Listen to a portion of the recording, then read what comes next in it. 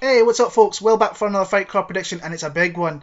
UFC 214 from the Honda Center in Anaheim, California, as DC and Jon Jones finally rematch after an initial encounter 2.5 years ago, where I thought Jon Jones won pretty comprehensively. But since then, there's been a lot of things that have went down. They were supposed to rematch at 197. They were supposed to rematch at UFC 200, and there's all types of stuff. DC pulling out, Jon Jones getting into trouble in other ways again. Hopefully we're a few days out from this event, this fight stays intact, and we have a great fight. I'm looking forward to it. DC defending his belt against the guy who's never lost that belt. He got it stripped, of course, for his outside the cage shenanigans. So Tyron Woodley, Demian Maia, great fight. Cyborg, Evinger, just a kind of filler fight in my opinion there, but overall very solid card. Just a thank you to all the people who show support week in and week out. I really appreciate it. The people who come in and question my picks and pick against me and let me know how they see the fights going. I appreciate stuff like that. I've had people come up and say, I'm sorry for questioning your picks. Don't say that. It's like, everybody's different, and you might be thinking I'm talking complete BS, and I could think that about some other people I've seen that have had picks as well. I've watched video predictions where I think other people's picks are way off on certain things.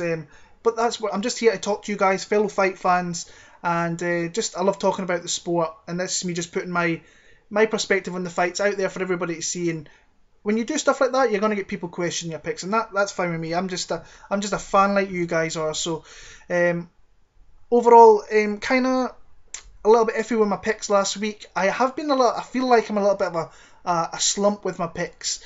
Not doing great considering the start of the year I had, where I was just doing really well. UFC Pick'em and other competitions that I'm doing. I've just faded off a little bit in the last probably 6 weeks. Can't really put my finger on it, just maybe a couple of sloppy picks here and there, but I'm looking to have a really strong end to the year like I did last year, where I went really well and won myself a lot of money in different competitions and tournaments that I was in as well. So hoping to keep it going here. But we're going to get started in the lightweight division. We have Josh Buckman against Drew Dober. Now, I haven't really seen the odds. I haven't really looked at bets too much for this card. I've been a little bit busy with other things, and but I did see on Twitter that this line kind of threw me off a little bit. Drew Dober is a minus 400 favourite over Josh Buckman. Now, no disrespect to Drew Dober, but he should never be a minus 400 favourite over anybody in the UFC. He is a solid pro, half decent striker, really good gas tank, comes from a fairly decent camp out of Colorado, and is, like I said, a solid pro. Josh Buckman, he could be a veteran who's on the decline. I'm surprised he got another shot here in the UFC, losing 3 on the bounce and losing pretty comprehensively to Michel Pesares down Brazil via north-south choke. I just don't see where Drew Dober's a minus 400 favourite over him. Josh Buckman, as bad he has looked in his last few fights, he is a savvy veteran who's really hard to... he's a hard guy to face.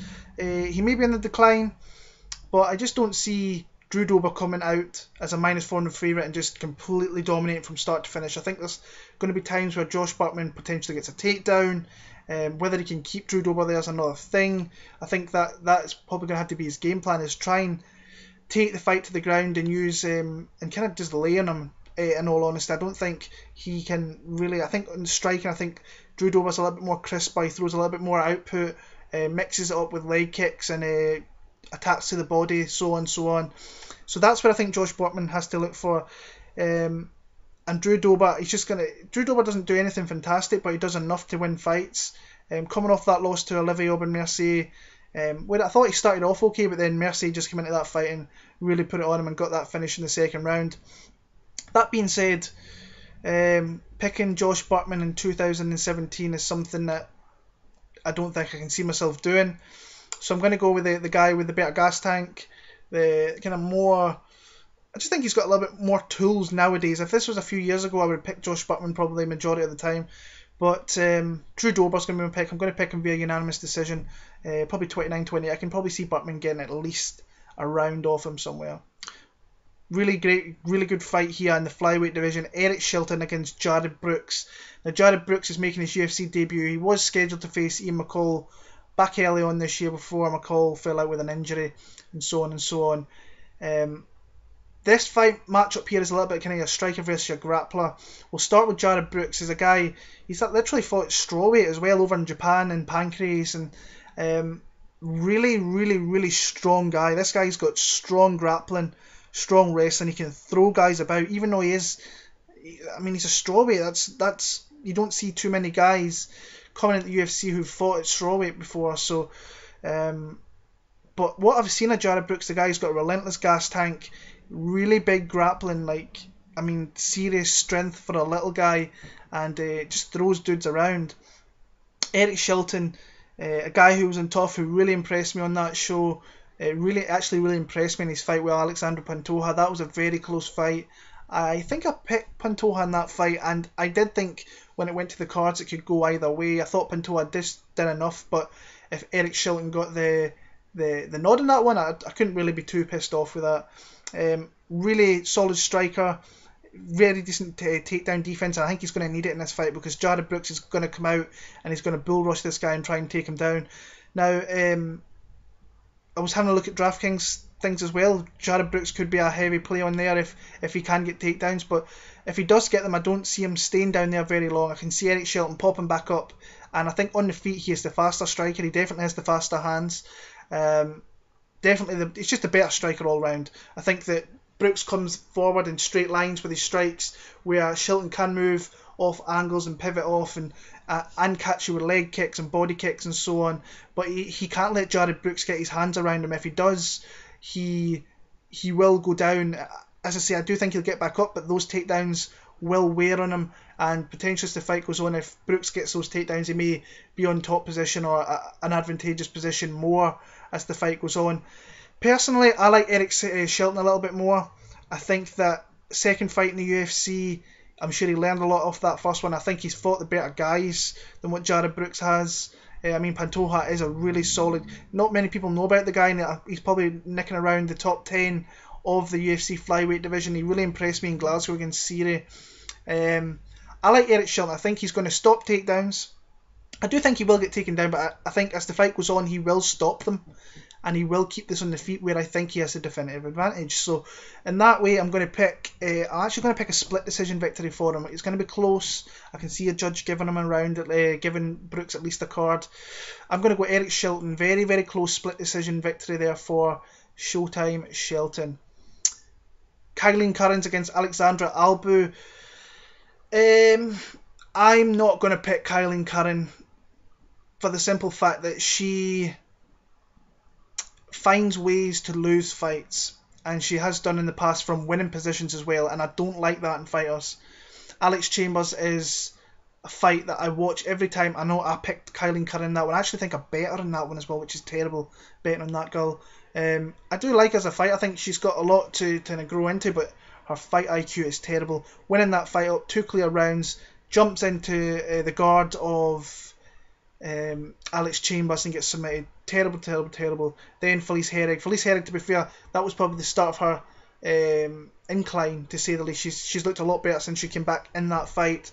Alexandra Albu, we haven't seen this girl in well over 2 years. If you follow this girl on Instagram, god damn, man, she's hot. She's a hot looking girl. She's been away for 2 years. I know she was doing a master's degree. I think she had a slight injury in there as well. She faced off against Izabela Badurek in her UFC debut in Poland. Was the faster fighter, had the faster hands, more well-rounded fighter, where Badurek just wanted to put her against the cage, try and get a takedown, and just never really had much else on there. And then when Badurek started to fade, she jumped, she tried to take Albu down and got caught in a guillotine, and she tapped out very, very quickly. It's weird because UFC are saying that Alexandra Albu is 2-0, where if you go to Tapology and Sherdog, she's 6-0. So it's a little bit misleading. You're like, how many fights has she actually had? But I feel I just can't pick Kaillin Curran in this one. I think she makes too many sloppy mistakes. She can be pushed against the cage, like in the Paige Van Zandt fight, and so on and so on. I can see Albu doing that, and being the faster striker on the feet. I think once it goes to ground, I think Albu can catch her on something. But see, I'm not overly confident in Alexandra Albu. I think that it's hard. She's been away for 2 years, but I think she is better than Kaillin Curran. So close fight. Not a confident pick, but it's going to be Alexandra Albu. I'm going to go a 29-28 decision there. Moving on to the FXX prelims, Andre Fili faces off against late replacement Calvin Kattar, and this should be Andre Fili's fight in all honesty. Calvin Kattar, his nickname is the Boston Finisher. His last finish, 2010. Son, you need to change that nickname up, because if you ain't finishing fights, you should never be calling yourself that name. In all honesty, I think he's a very, very solid fighter. Been the distance many times. Seen him in the CES fights that you can watch on YouTube and so on. Solid pro.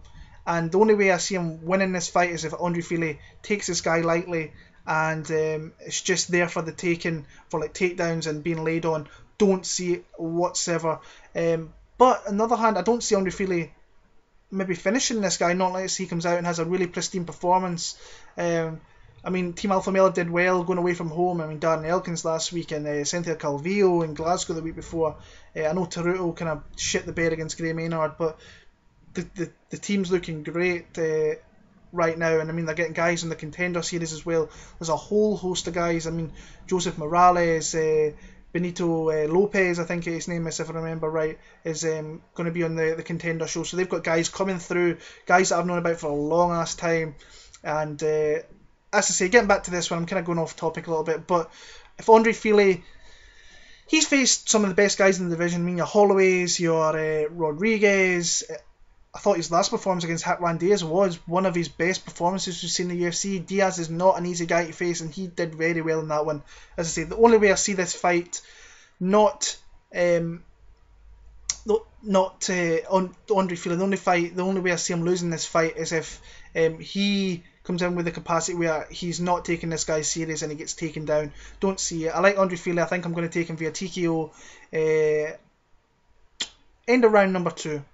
Featherweight division, interesting matchup. Brian T. City Ortega against Renato Moicano. A lot of hype on Brian Ortega, and I think he's a decent up and coming fighter, but I think there's a lot of holes in his game to be exploited here. And I think an overall better pro in Moicano with a kind of better just availability of skills. I think all around of availability. I'm talking out more here. Availability of his skills, I think all around game is a lot better than what Brian Ortega is. And Brian Ortega has left fights where he looked like he was losing or had the possibility of losing and pulled shit out in the third round, which is something very impressive, but you can't keep doing that the further you go up that division. I mean, he did it with Brandao, he did it with Guida. That fight was close. I thought he would probably, if that fight went on to the judges' scorecard, I think he would have won a decision, but you never know. Brian Ortega, he's got some dangerous strikes with some knees and a nice like 1-2 from the head to the body. He does that very well sometimes if you watch. Nasty guard. You can't go to the ground of this guy and be in his guard, because this guy will catch you with something and he will put you to sleep or you will be tapping out. No doubt about it. Renato Moicano, I mean, he had a really good performance against Jeremy Stevens, who is definitely on a higher level, I think, to Brian Ortega at this point in their careers and has been for a long time. I just like the overall skill set of Moicano. Some people are really counting out this guy in this fight that I've seen on social media, and I don't see it. I think he's overall the better professional. I think he could probably go to the ground and compete with Ortega down there. I don't think he has to. I don't think he wants to, because Ortega, like I say, is very dangerous, has a very dangerous guard, and can never be taken lightly down there. I just think that Moicano is the better overall fighter in all, a majority of the facets, I should say, because I keep going on about Ortega being great on the ground, but I think that Moicano is very, very good down there. People haven't really seen that much of Moicano down on there, but I like him in this fight. I must admit, the pick's going to be Renato Moicano via decision. This is the fight that I think Brian Ortega pretty much needs. I think he needs a loss to really loosen himself up a little bit and go for it a little bit more, and don't be so lackadaisical and sit back so much. I think if he comes forward and beats a dangerous fighter, he will just be a really, really fun fighter to watch. But sometimes he sits back a little bit and Yeah, I think that I just feel more confident picking Moicano. So I'm going to go, it could be 30-27s across the board here. I'm going to go Moicano via decision. Interesting matchup. Catchweight bout 140. Aljamain Sterling against Renan Barao. If you've been watching these predictions of mine for the last few years, you know I'm a big fan of Aljamain Sterling. But I don't like this matchup for him one little bit. And I know Barao's in that position there. I mean, he's been the champion.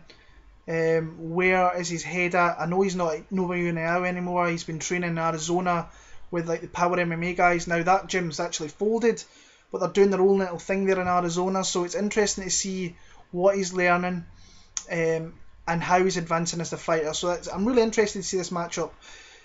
Aljamain Sterling, he's saying he's going to come out and he's going to take down Renan Barao and then unleash elbows on him.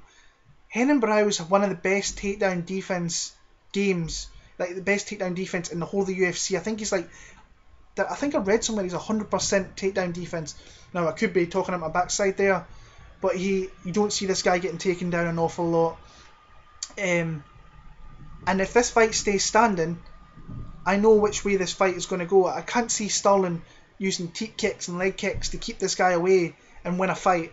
I mean, he did alright against Rafael Assunção in that matchup, where he was close. I think that the right guy actually won, and I bet Aljamain Sterling via decision, which was at like plus 240. But I think that Assunção just had a little bit more crispness to his striking. Sterling is a guy who's, I think his striking is definitely coming along, and it's getting better every kind of fight we see it. But I just don't think he can outstrike Renan Barao here, and especially if it stays on the feet, I just see Barao piecing him up a little bit and being the faster fighter. Sterling will be the longer fighter, but I think the speed of Barao could come into this here. I thought he actually looked very good against Felipe Nova in his last fight, Barao. Nova's not your greatest pro, but he is tough, and he kind of mixed up well in that when he used his striking to get takedowns. I think he had 3 or 4 takedowns in that fight there. And I'm very surprised that Renan Barao is actually the underdog in this fight. So I'm thinking about maybe if the line gets a little bit juicier. I think he's plus 120 over here in the UK, if I remember right, from seeing something on Twitter.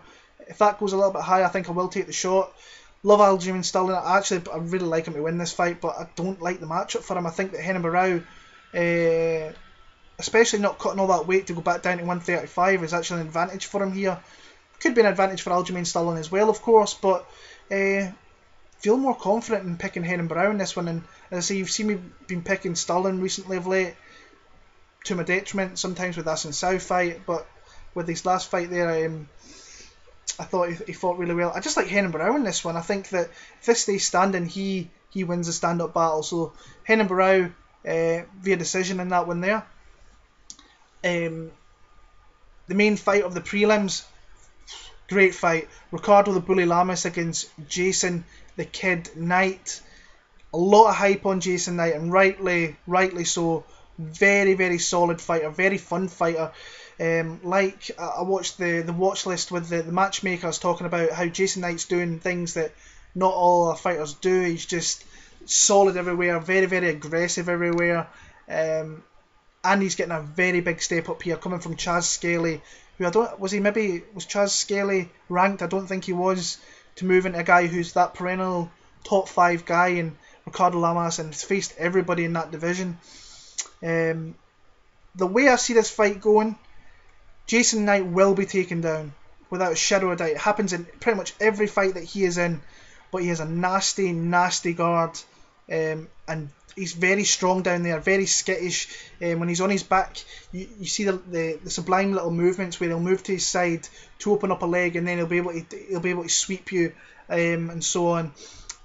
Really tough. I just think this is a tough fight for Jason Knight. On the feet, I think he is definitely the longer fighter. He might be a little bit the quicker fighter, but Ricardo Lamas in every facet of his game is very, very dangerous. Not that he's a great striker, but he is a dangerous striker.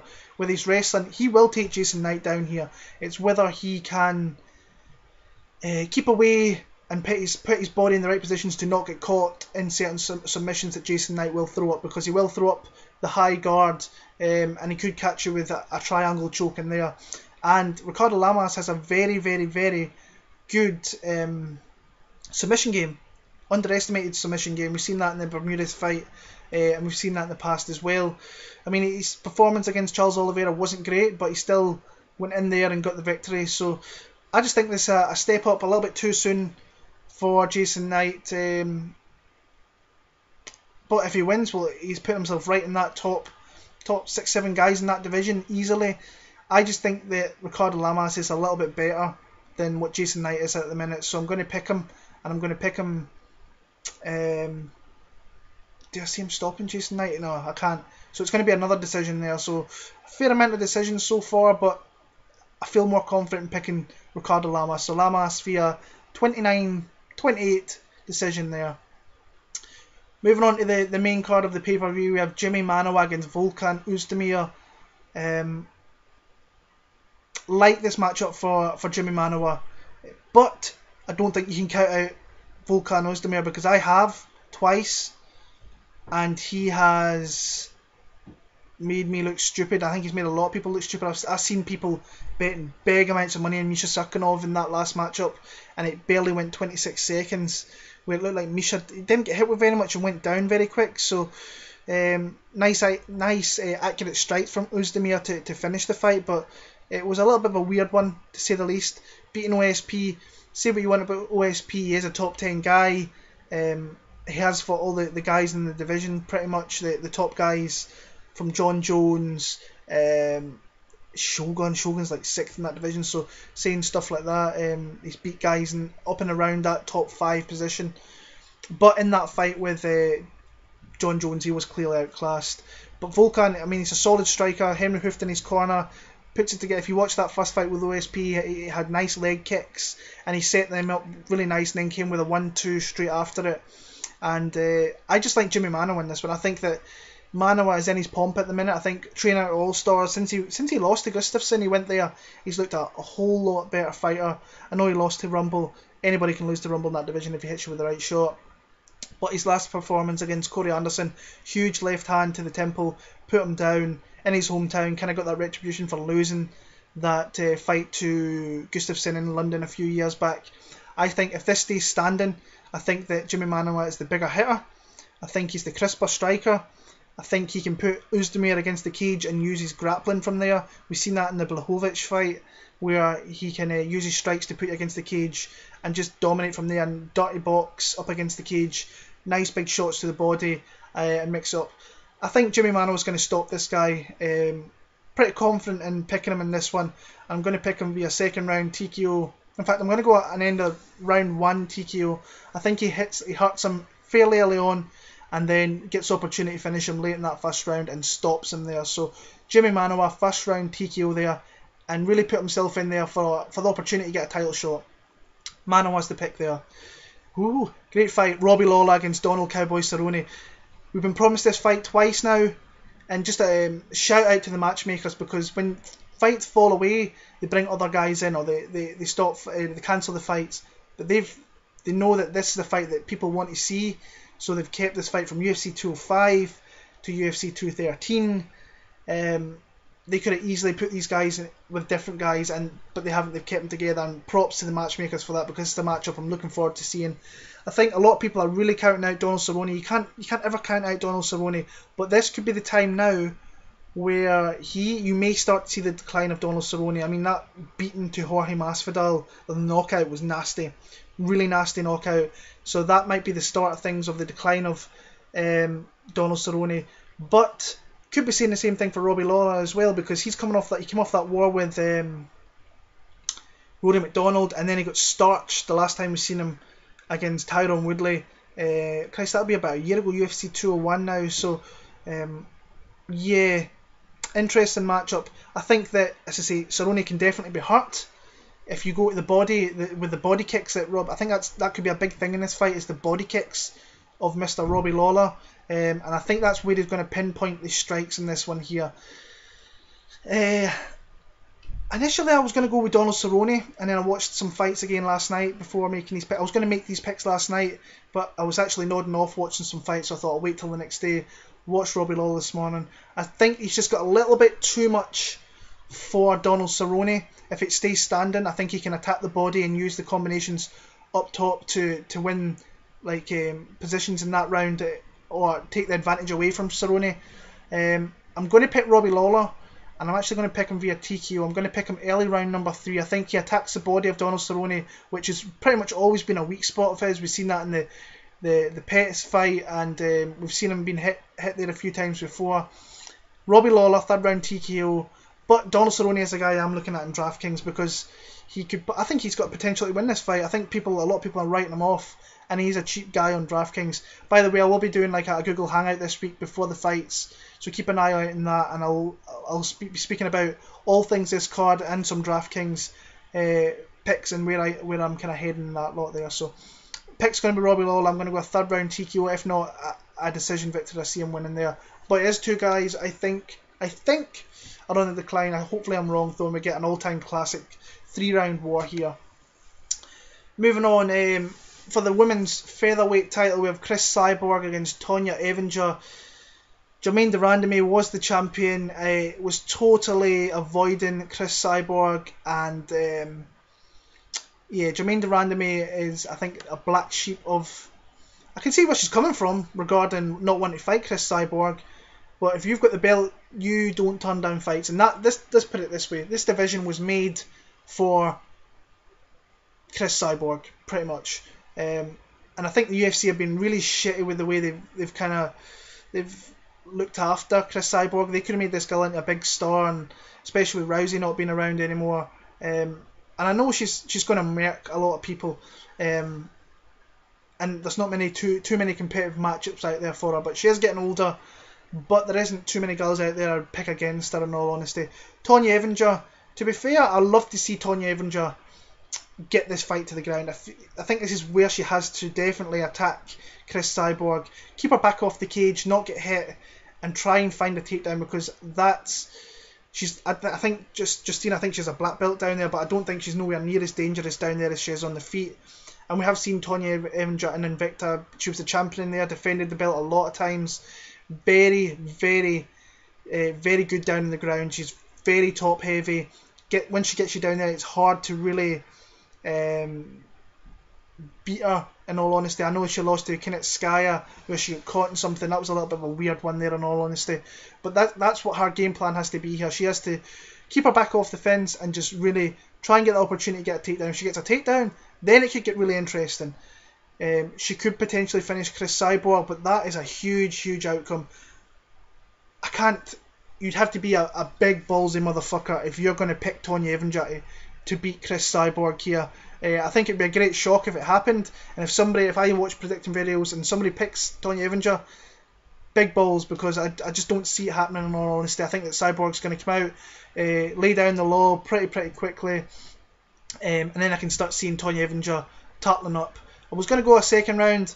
In fact, I am going to go a second round. I'm going to go a late second round TKO victory there for Cris Cyborg. I think I can potentially see this fight in the first round taking place against the cage, where maybe Evinger can get a little bit of a position on there and put Cyborg against the cage, but then I can see Cyborg turning her and unloading with strikes, and then I can see her surviving a round, going to round 2, and I think she gets stopped there. So Cyborg, round 2, knockout victory there. And hopefully she fights Megan Anderson, even though I don't think it's a great fight for Megan Anderson, but at least we've got Cyborg sticking around and having big fights in the UFC. I think there is a lot of people that talk about it on social media. I'm not one of those guys. I'm not a really big fan of Cris Cyborg. Never seen the attraction, in all honesty, but I know there is people out there, in Brazil of course. So Cris Cyborg, round 2 TKO. Welterweight division, we have Tyron Woodley facing off and defending his belt against Demian Maia, who's rightfully should have had this, I think, a few fights ago, a shot at a title, but don't like this matchup for Demian Maia in the slightest. I don't think it's a good stylistic matchup for him, and he's coming in here. I mean, he fought 2 months ago. So, and Tyron Woodley, if you keep your eye on social media, he's a guy that has been in training camp for a good 8 to 12 weeks at least. He's probably knew about this fight was going to happen a long time, even before or around when Maia beat Jorge Masvidal. They probably knew they were trying to put this fight together for late in the summer, and he looks in great shape, like he always does. Was speaking to Dan Levy about this, and he brought it up, and I've watched the fights as well. This fight reminds me a lot of Andre Galvao and Gusmao, I think it was. Sorry, Galvao, Gusmao, I always get them mixed up. I think this is the way this fight's going to look, and Tyron Woodley's just. I don't see Demian Maia taking this guy down. I don't see him backing him against the fence and getting the takedown from there. Be interesting to see if he does get the takedown, because we know what Demian Maia's like. Just an elite guy on the ground. We've seen that with Masvidal. Masvidal is no joke in any facet of the game, but he was dominated down there, and the human backpack did what the human backpack does, and he just won the fight from there. I don't think he's going to push Tyron Woodley. I thought, to be fair, Woodley did get pushed against the fence a lot against Wonderboy, but I like the way he pivoted off to the sides and never got hit with too much from there, and actually delivered some shots in the first fight with Wonderboy and got him from there. But I just don't see him taking him down and dominating there. I see Woodley coming out strong, throwing heavy leather, and Demian Maia doesn't want to be on the feet with this guy because he can't take the power. I don't think he can. I think that Tyron Woodley could break the guard of Demian Maia, and as soon as he breaks the guard, he's going to go down, and Tyron Woodley's going to absolutely maul him down with ground and pound down in there. So I've seen some people actually bet Demian Maia. Fair play to you guys. I don't see it, but I'm probably going to be betting Tyron Woodley in some aspect. I'm probably going to be parlaying with someone on this card. I'm looking at a few options. Not that I've looked at the odds in all honesty, but Woodley I think is a good parlay piece. I think him and another decent favourite could make for plus money for me. So I like Tyron Woodley. I just don't see him getting taken down. I just don't think it's a good stylistic matchup for Demian Maia, and the pick is going to be Tyron Woodley. I think he's going to bash on Demian Maia. I think this could be the last we see of Demian Maia. Personally, I think that after this, there's really no need for him to stick around. He's in a killer of a division. He's got guys coming up through in there. So would like to see Demian actually get the belt, because I think he's been just a class professional athlete, really a very classy guy. So wish him all the best in this matchup, but I just don't think it's a good stylistic matchup for him. Pick's going to be Tyron Woodley. I'm going to pick him via second round. I'm going to go third round TQ victory there for Tyron Woodley. I think the accumulation of strikes will catch up on him, and just the heavy leather of Woodley will be too much for Maia. So third round TQ victory there. And the main event of the night, we have Daniel Cormier facing off against Jon Jones. Now, we'll start with the first fight because I think that's the best place to start with. I've had a lot of run-ins with people on social media regarding people who are on DC. For me, I'm in Jon Jones. I'm in Jon Jones' camp for this one. We've already seen how this fight has taken place. Now, what it seems to be a lot of people are picking DC is because of the OSP fight and him looking rusty there. If you go back and watch that fight, Jon Jones lost not 1 second of one round of that fight, and he didn't even look interested that whole entire fight week for that fight. He was getting ready for DC, and he ran through OSP, even though he didn't look good in doing so. He just looked so. I think he could have finished that fight, but I think since that 197 fight when they were supposed to fight again, I don't think Daniel, in all honesty, and I might have my Jon Jones hat on here, but I don't think he's looked overly great. I thought he broke Rumble when he got hit with that punch and he went down and he didn't stay down. I think that broke Rumble's spirit, and then you can't let DC grind on you because he is one of the king of the grinders. He just embraced the grind, and he will just outgrind you the whole entire fight. And then with Alexander Gustafsson, I thought he was pushed to his limit. We've seen him go down to one knee. I think if they rematched again, I think Alexander Gustafsson would beat him in all honesty, in my prediction. And Anderson Silva, I don't think he looked good in that fight. But I don't think you can really hold it against him because he had that whole shit. That was a shitty fight week for Daniel Cormier with Jones falling out, and coming in against Anderson Silva in short notice. Not that Anderson's really anything anymore, but it was he was training himself for the hardest fight he was ever going to have to a guy who is clearly in a decline and not as good as he once was.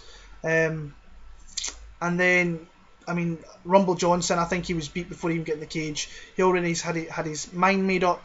about what he was doing at that fight and what he was doing after that fight, and his head just was not in the fight. But, and I mean, Daniel Cormier, that week he struggled with his weight cut. He looks, I've seen pictures on Twitter and so on, and he looks good, but he looks very gaunt a week out. That was the end of last week, so he looked very gaunt, he looked very skinny, and that's a lot early on in the fight week to take a lot in like that and be that skinny. Jon Jones, if you watch the first fight, I think you can give Daniel Cormier, I think you have to give him round 2. I've seen people say, oh, Jon Jones won all 5 rounds. Bullshit. Daniel Cormier won round 2. Could have easily won round 5 in some eyes. I gave it to Jon Jones, not by a hell of a lot. There wasn't really much that happened in round number 5. But what I like from the first fight, Jon Jones obviously using his length. He's got a 12-inch reach advantage. That is huge. It's just an extra weapon. It's crazy that he has that big an advantage over DC in that. But what I liked in that fight, he used really nice leg kicks. He went to the body really well. He threw some nice kicks, some really nice left hooks to the body, and you can see that took the wind out of DC. In all fairness, DC actually hit Jon Jones with some nice body kicks as well. But we've seen that Jon Jones can take down DC. DC kind of took down Jon Jones very momentarily, but Jon Jones popped back up. And I just think Jon Jones had mentally beaten him before they even get into that fight. You could see at the end of round 1 he was blown really hard. And then as the fight went on, I actually thought he did fairly well. When I watch it back, I was pretty dominant with Jon Jones when I watched it. When you go back, Daniel Cormier had certain aspects of that fight in the second round. I thought he did well. He had to make it a dogfight. He did. But through every that, you can see the classiness of Jon Jones. It's just this dirty boxing in close, like short elbows when they're in close, and like all really Daniel Cormier was doing. He's throwing a couple uppercuts, but Jon Jones was getting the cleaner strikes off, and Jon Jones was kind of he was dominating in some aspects of that fight. There was the eye poke, which is something that Jon Jones might use again, which I hope he doesn't, because he is known for that. But personally, I just think that Jon Jones is the better fighter across the board in every aspect of the game, wrestling included. I think he's the better wrestler. He's got more variety to his wrestling and more. I just think he's a better wrestler than DC. I think he can get different takedowns to what DC. I think he can get takedowns that DC can't, and I might be talking at my arse a little bit there because DC is an Olympian and so on. But I just don't see how this fight has changed in 2.5 years, and there is parts there. I mean, he's been away. There will be that little bit of rust, but this is the guy that Jon Jones does not want to lose to. These guys hate each other. There's not a bigger grudge match in the UFC than these guys. They hate each other. They will never like each other. They might respect each other, but they don't like each other. There's a lot of shit between these two that is, they're just never going to like each other. I think Jon Jones is just better across the board. I am a fan of Jon Jones. I do respect the life out of DC because, I mean, I actually like him as a colour commentator on the desk for Fox and so on. A really nice guy. Met him a couple of times, but I just think that Jon Jones, in my opinion, is the greatest of all time. That is my opinion. A lot of people pick Fedor. I've never been a big Fedor fan. Can see why people might pick him as the greatest of all time. I think when you look through the fighters that Jon Jones has beaten comprehensively, he is the greatest of all time in my opinion, and that's crazy saying. The guy's only like 30 years old, and he seems to be around for ages, and like he's been away for a long time. If he'd fought in that time like 2 or 3 times, the guy would be untouchable. As the greatest of all time, there's no doubt about it, but there is questions out there. Outside the cage, I think he's got a lot. He is a pretty shitty person, in all honesty, but I don't look too much outside the cage. I look inside the cage, and when he's inside the cage, he is the best ever. I'm kind of thinking, when I've been speaking to you guys here, I've been thinking, initially I was going to go via decision, but I'm going to go out on a limb here and say that he stops Daniel Cormier. I think that Cormier can be got at. I think that he hasn't. In my opinion, he's not looked great since Jones the last time they fought. I think he's taken some licks in a couple of those fights. I'm going to go Jon Jones, the new blue belt as well, but Jiu-Jitsu blue belt is Jon Jones. I'm going to pick Jon Jones to win via submission in early round, late round 3, early round number 4, in that region there.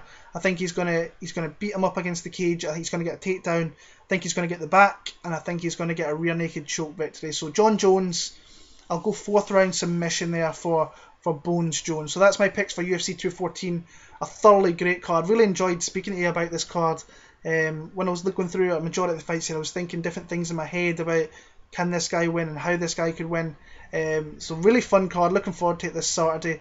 We are back next week for the card in Mexico, which I am really looking forward to. The main event, Sergio Pettis against Brendan Moreno. Not too much on that card, but I really like the main event there, in all honesty. So thank you very much for sticking around. If you are there, I'll put the timestamps there for certain fights that you want to listen to, and so on and so on. Come follow me on Twitter, Will Martin MMA. I will be doing Google Hangouts this week, so keep an eye on that. And until next week, thanks for the support, and I'll see you all very, very soon. Take care, guys.